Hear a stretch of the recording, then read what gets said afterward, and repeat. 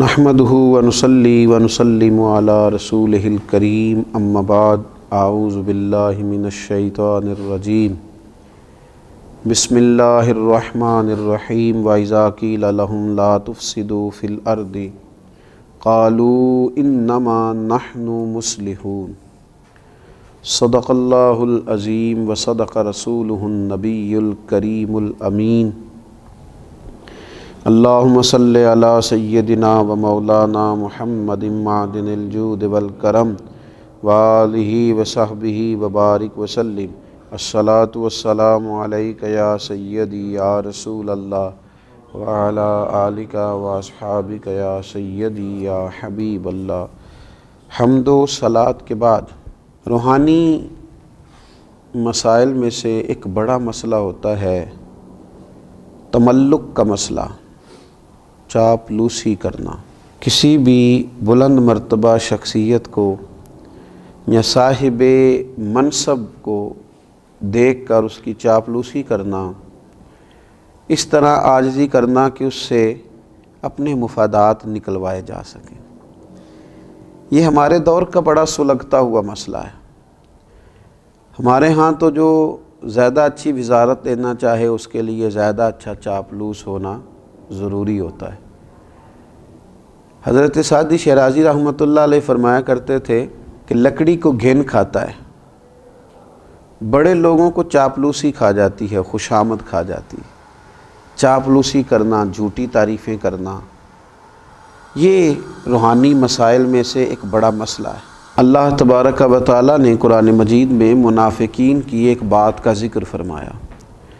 وَإِذَا قِيلَ لَهُمْ لَا تُفْسِدُوا فِي الْأَرْضِ، جب ان سے کہا جائے نا کہ زمین میں فساد نہ پھیلاؤ، قَالُوا إِنَّمَا نَحْنُ مُصْلِحُونَ، کہتے ہیں ہم تو سنوارنے والے ہیں، ہم تو صلح جو لوگ ہیں۔ حضرت صدر الافاضل رحمۃ اللہ تعالیٰ علیہ ارشاد فرماتے ہیں کہ کفار سے میل جول رکھنا، ان کی خاطر دین میں مداحنت کرنا، اہل باطل کی چاپلوسی کرنا، ان کی خوشی کے لیے صلح کل بن جانا، اظہار حق سے بچنا، یہی تو منافقین کا طریقہ ہے کہ مسلمانوں کے پاس آتے تھے تو ان کی خوشامد کرتے تھے، ادھر جاتے تھے تو ان کی خوشامد کرتے تھے، جب کہا جاتا تھا فساد نہ کرو تو کہتے ہم تو صلح کرنے والے ہیں، گویا دونوں گھروں کو راضی رکھنے والے ہیں۔ چاپلوسی کرنا، خوشامد کرنا اور ناجائز کرنا۔ اگر آپ کسی شخص کو اچھا جانتے ہیں تو اس کے لیے خیر کے جملے کہیں، لیکن اس کی پشت کے پیچھے بھی تو کہے جا سکتے ہیں۔ ہمارے زمانے کے اندر منہ پر تعریفوں کے لمبے پل ہیں، لمبی باتیں ہیں، لمبی تعریفیں ہیں، لیکن پشت کے پیچھے اللہ اکبر، یہ وہی لوگ ہیں جو سامنے بڑی تعریفیں کر رہے تھے، لیکن جب وہ شخص چلا گیا تو پھر ان کا ذوق ہی بدل گیا۔ تو یہ ایک بڑا عجیب مسئلہ ہے۔ یہ کون لوگ کرتے ہیں یہ کام؟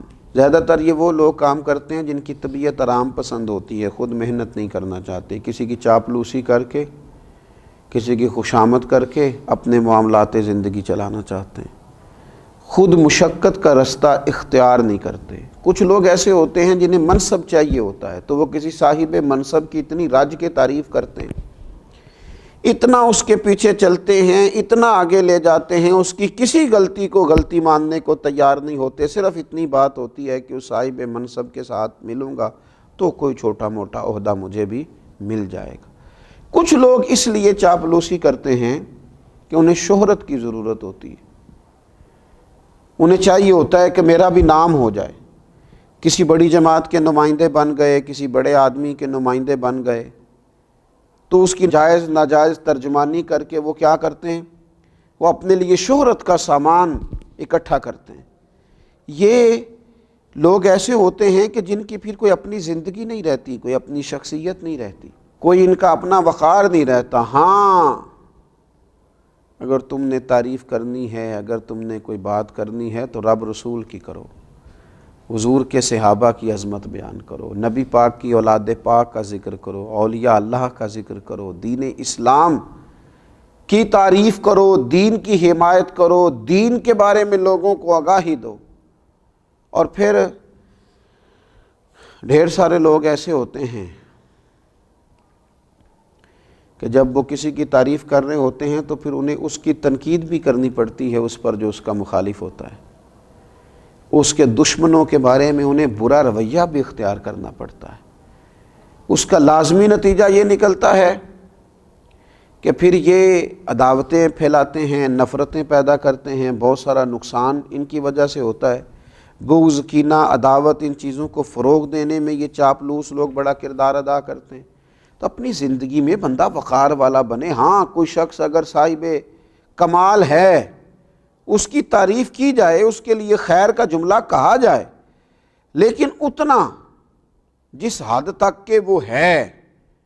بریلی شریف کے بہت بڑے بزرگ تھے، شیخ الحدیث حضرت مولانا تحسین رضا صاحب رحمۃ اللہ تعالی علیہ۔ مجھے کچھ ان پر لکھنے کا موقع مل رہا تھا تو میں نے لکھ دیا کہ حضرت تہجد کے وقت اٹھتے ہیں، تہجد پڑھتے ہیں۔ میری ان سے بڑی عقیدت تھی۔ تو حضرت صدر العلماء رحمۃ اللہ تعالی علیہ مجھے فرمانے لگے، مجھے فون آیا ان کا، کہنے لگے میں تہجد کی نماز نہیں پڑھتا،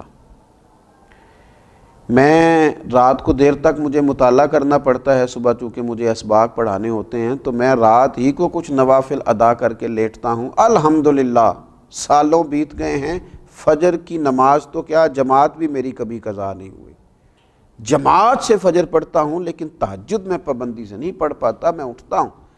وہ بات لکھو جو خوشامد کے دائرے میں نہ جائے، جو ایسی نہ ہو جو خلاف واقعہ ہو۔ ہمارے بزرگ اس کو سختی سے ناپسند کرتے، سختی سے۔ ہم نے دیکھا کچھ مشائخ کو دیکھا، اگر کسی شخص نے مبالغہ آرائی کے ساتھ ان کی تعریف کی تو انہیں روک دیا، انہوں نے کہا نہ بھائی میں اس منصب کا اہل نہیں ہوں، مجھے صرف وہ کہو اس منصب کا میں اہل ہوں۔ لیکن یہاں خوشامد ہے کہ بڑی لمبی چوڑی ہے۔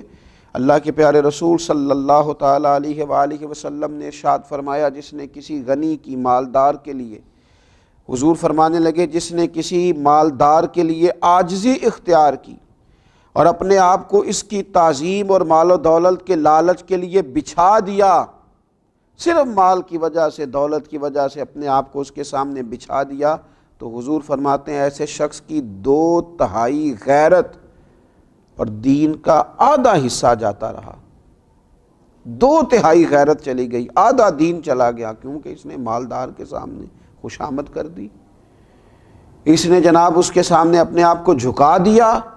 ہاں، ایک جگہ خوشامد کرنے کی اجازت دی میرے نبی پاک صلی اللہ تعالی، حضور نے اجازت دی۔ اللہ کے محبوب علیہ السلام فرمانے لگے، یہ بھی امام بہقی نے اس کو لکھا ہے، حضور علیہ السلام نے فرمایا خوشامد کرنا مومن کے اخلاق میں سے نہیں ہے، مگر علم حاصل کرنے کے لیے خوشامد کر سکتا ہے، اپنے اساتذہ کے لیے، اپنے مشائخ کے لیے، ان کی محبت میں کچھ ایسے کلمات کہہ سکتا ہے جس سے ان کا دل اس کی طرف مائل ہو اور اپنے سینے کے علوم سے اسے آگاہ کر دیں۔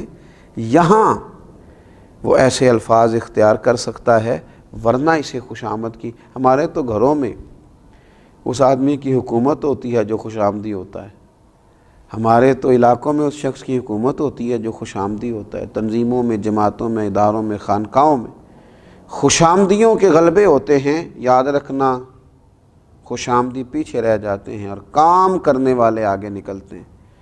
کام کو ہی دوام ہے، کام ہی ہمیشہ باقی رہتا ہے، خوش آمد نہ کریں، کام کریں، ڈیوٹی کریں۔ یہ خوش آمد تو ایک روحانی مرض ہے، اللہ تعالی ہمیں اس مرض سے نجات عطا کرے۔